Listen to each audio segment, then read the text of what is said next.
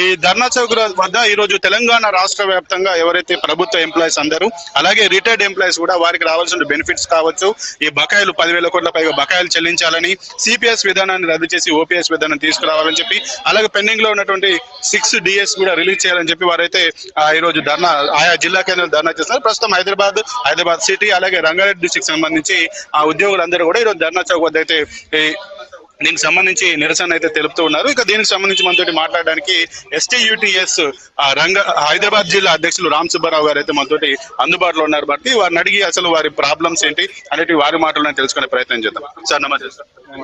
TJAC రాష్ట్ర మహాధర్నా చేపట్టిన సందర్భంగా 33 జిల్లాల్లో కూడా కలెక్టరేట్ల దగ్గర ధర్నా జరుగుతుంది. హైదరాబాద్ రంగారెడ్డి మాత్రం ధర్నా చౌక్ దగ్గర ధర్నా జరుగుతుంది. ఈ ఉద్యమానికి విచ్చేసిన ఉపాధ్యాయ మిత్రులు, ఉద్యోగులు, కార్మికులు మరియు పెన్షనర్స్ అసోసియేషన్ తరఫున ఈరోజు ధర్నా చేపట్టడం జరిగింది. ఈ ధర్నా ముఖ్య ఉద్దేశం ఏంటంటే PRC, DA, CPS ప్రధాన డిమాండ్లు అనమాట. ఈ డిమాండ్స్ ఏంటంటే ఈ సీఎం గారు ప్రభుత్వం చేపట్టిన తర్వాత ఎవరిని అడుక్కోవాల్సిన అవసరం లేదు, నేను మీకు PRC ఇస్తా, DAలు ఇస్తా, CPS రద్దు చేసి OPS పునరుద్ధరిస్తా అని చెప్పడం జరిగింది. వచ్చి 3 సంవత్సరాలు అయినప్పటికీ కూడా పాత ప్రభుత్వం 33 నెలలు PRC ఆలస్యం చేస్తే ఈ ప్రభుత్వం 38 నెలలు PRC ఆలస్యం చేయడం జరిగింది.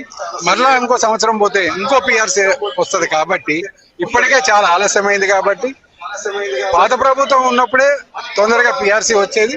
ఇప్పుడు 8 సంవత్సరాలైనా ఈ PRC రాకపోవడం ఉద్యోగస్తులందరూ రోడ్డు బాట పట్టడం జరిగింది.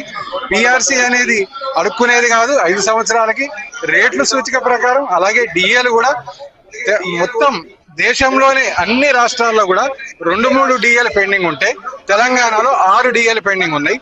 ఈ DA అనేది అడుక్కునేది కాదు, ఇది ధరల సూచిక ప్రకారం ప్రతి 6 నెలలకి ప్రభుత్వం ఇవ్వాల్సింది. ఎందుకంటే రేట్లు పెరుగుతూ ఉంటాయి కాబట్టి ఉద్యోగస్తులు వారి ధరలకు అనుకూలంగా ఆ యొక్క DAలు ఇవ్వాలి. 6 DAలు పెండింగ్ లో ఉన్నాయి.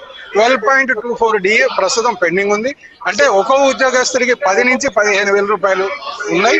కాబట్టి ఇది వాళ్ళ EMAలు ఉంటాయి, రకరకాల ప్రాబ్లమ్స్ ఉంటాయి. కాబట్టి వెంటనే 6 DAలు రిలీజ్ చేస్తూ, PRCని రిలీజ్ చేస్తూ, CPSని OPS, ఎందుకంటే ఆయన ఈ ప్రభుత్వం వచ్చినప్పుడు ప్రధాన డిమాండ్ పెడితే ఆయన చెప్పడం జరిగింది ఏంటంటే ఈ యొక్క CPS రద్దు చేసి OPS ఇస్తాం, పాత ప్రభుత్వాన్ని అడుకోవాల్సిన అవసరం లేదు, నేను ఇస్తా అని చెప్పడం జరిగింది. వచ్చిన తర్వాత ఇప్పటిదాకా ఒక్క డిమాండ్ కూడా నెరవేరలేదు. కాబట్టి ఈ రోజు ఉద్యోగస్తులు, ఉపాధ్యాయులు, పెన్షనర్స్ అందరూ రోడ్డు బాట పట్టడం జరిగింది. ఈ మహాధర్నా రాబోయే సెప్టెంబర్ 10వ తారీఖున చలో హైదరాబాద్ భారీ ధర్నా 33 జిల్లాలో అన్ని సంఘాలు 206 సంఘాలు TJAC పక్షాన ఈ యొక్క హైదరాబాద్ ని ఉద్యమం చేపట్టి ఇక్కడ హైదరాబాద్ ని దిగ్బంధం చేసే పరిస్థితి ఉంది. కాబట్టి ముఖ్యమంత్రి గారు ఇమ్మీడియట్ గా స్పందించి ఈ యొక్క PRC, DAలు, CPS ని ఇమ్మీడియట్ గా రిలీజ్ చేస్తారని ఆశిస్తూ, ఇంకా రిమైనింగ్ చాలా డిమాండ్లు ఉన్నాయి. అయినప్పటికీ కూడా వాటిని తర్వాత చేసినప్పటికీ ప్రధాన డిమాండ్లు అయితే అలాగే హెల్త్ కార్డు కూడా ఉద్యోగస్తుల యొక్క జీతం నుంచి 1.5 కట్ చేస్తూ 3 నెలలుగా ఉద్యోగస్తుల జీతాల నుంచి 1.5 కట్ అవుతుంది. అయినప్పటికీ ఇప్పటికీ దాన్ని ఇంకా పునరుద్ధరించలేదు. కొన్ని హాస్పిటళ్లతో మాట్లాడడం జరుగుతుంది. ఇమ్మీడియట్ గా హెల్త్ కార్డు కూడా రిలీజ్ చేసి అన్ని హాస్పిటల్లో హెల్త్ కార్డు పట్టుకొని వెళ్తే ఉద్యోగస్తులకి ఇమ్మీడియట్ గా జాయిన్ చేసుకునే విధానాన్ని అమలు చేయాల్సిందిగా ఈ ప్రభుత్వాన్ని కోరడం జరుగుతుంది. అయితే సార్, ఈ ప్రభుత్వం ఏర్పడడానికి మీ ఉద్యోగుల పాత్ర కూడా ఎంతో కీలకమైంది. అటువంటి మిమ్మల్ని ఎందుకు విస్మరిస్తున్నారు? అయితే ఈ ప్రభుత్వం ఏర్పాటు పాత ప్రభుత్వాన్ని ఎలాగైతే మట్టి కనిపించి మళ్ళీ కొత్త ప్రభుత్వం రావడంలో ఉద్యోగుల పాత్ర చాలా ఉంటుంది. ఎందుకంటే ప్రతి డ్యూటీలు మేమే చేస్తాం కాబట్టి ఉద్యోగులు, ఉపాధ్యాయులు పాత్ర చాలా ఎక్కువగా ఉంటుంది. కాబట్టి ఈ యొక్క ప్రభుత్వం రావడానికి మేము ఎంతో ఇండైరెక్ట్ గా సహకరించాం. ఆ ప్రభుత్వం వచ్చిన తర్వాత మా కోరికలే నెరవేర్చకపోతే, మా యొక్క ఉద్యోగస్తుల యొక్క పరిస్థితి ఇంత హీనంగా ఉంటే, ఇక మా కింది స్థాయిలో ఎంప్లాయీస్ చాలా ఇబ్బంది పడుతున్నారు. వాళ్ళు ఏదైనా అంటే ప్రభుత్వం ఈ రకంగా చేస్తుందని చెప్తే వాళ్ళు పూర్తిగా నమ్మట్లేదు, నాయకుల్ని నమ్మడం జరగట్లేదు. కాబట్టి ప్రభుత్వం వెంటనే స్పందించి ఈ యొక్క డిమాండ్స్ నెరవేర్చాలని కోరుతున్నాం. అయితే సార్, మీరు గత కొంతకాలంగా కూడా మీ సమస్యలు అయితే ప్రభుత్వం దృష్టికి తీసుకొచ్చే ప్రయత్నం చేశారు. ప్లస్ ప్రభుత్వం ఆయా మంత్రుల దగ్గర కూడా వెళ్ళారు. వాళ్ళు ఎట్లా స్పందించారు? హామీలు అయితే ఇచ్చినట్టుగా తెలుసు, మరి హామీలు అమలయ్యా? మళ్ళీ మీరు రోడ్ల మీదకి ఎందుకు వచ్చి ధర్నా చేయాల్సి? అయితే ప్రభుత్వం ఎప్పుడైతే finance minister and finance secretary గారితో చర్చలు జరిపారో అప్పుడు ఏదైతే జీతాలు అంటే పాత ప్రభుత్వం కొంత లేట్ గా ఇచ్చేది జీతం. మీకు 1వ తారీఖున జీతాలు ఇస్తున్నాం కదా అని చెప్పడం జరిగింది. వాస్తవంగా కూడా 1వ తారీఖున జీతాలు వస్తున్నాయి, కానీ రిమైనింగ్ డిమాండ్స్ నెరవేరట్లేదు.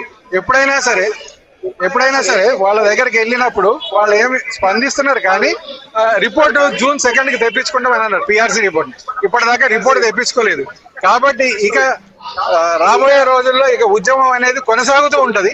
రిపోర్ట్ తెప్పించుకోవడం కాదు, ఇప్పుడు ఇమ్మీడియట్ గా అనౌన్స్ చేయడమే. అనౌన్స్ చేసిన చర్చల రూపంలో ఇది సాల్వ్ కాదు. ఇమ్మీడియట్ గా అనౌన్స్ చేస్తేనే ఈ యొక్క ఉద్యోగులు శాంతిస్తారని తెలియజేస్తున్నాం. సునీల్ కుమార్ అండి, ఎల్ఎఫ్ఎల్ హెడ్ మాస్టర్, కార్ఖానా, హైదరాబాద్ జిల్లా. సో ఈ సమస్యలన్నింటినీ త్వరగా పరిష్కరించుకొని ఉద్యోగులకు భద్రత కల్పించాలని, మరి వెంటనే ఎలాంటి పెండింగ్ బిల్స్ ఉండకుండా రిటైర్ అయిన వాళ్ళు కూడా ఎంతో ఆశతో ఉన్నారు. ఇంతవరకు వాళ్ళ డబ్బులు కూడా రాలేక ప్రాణాలు కూడా కోల్పోయారు. మరి అటువంటి వారి గురించి కూడా ప్రభుత్వం ఆలోచించాలని మా యొక్క మనవి. అయితే సార్, మీకు కూడా ఎన్నో హామీలు ఇచ్చి మరి ఎందుకు మిమ్మల్ని అట్లా చిన్న చూపు చూస్తుంది? ఎందుకంటే మీ ప్రభుత్వం సంబంధించి, ముఖ్యంగా విద్యాశాఖకు సంబంధించి విద్యార్థుల భవిష్యత్తును తీర్చిదిద్దడానికి మీరు ఎంతో ప్రయాసపడుతుంటారు. ఎంతో సుదూర ప్రాంతాలకు వెళ్ళి వారికి విద్య బోధన చేస్తూ ఉంటారు. అక్కడ సౌకర్యాలు ఉన్నా లేకపోయినా మీరు మీ పాత్రనైతే నిర్వహిస్తారు. అటువంటి మిమ్మల్ని కూడా ఎందుకు చిన్న చూపు చూస్తున్నారు? అదే కదా, ఆర్థిక పరిస్థితి రాష్ట్రానికి బాగాలేదంటూ ఆ దాట వేసే తనాన్ని ఇది చేస్తున్నాడు.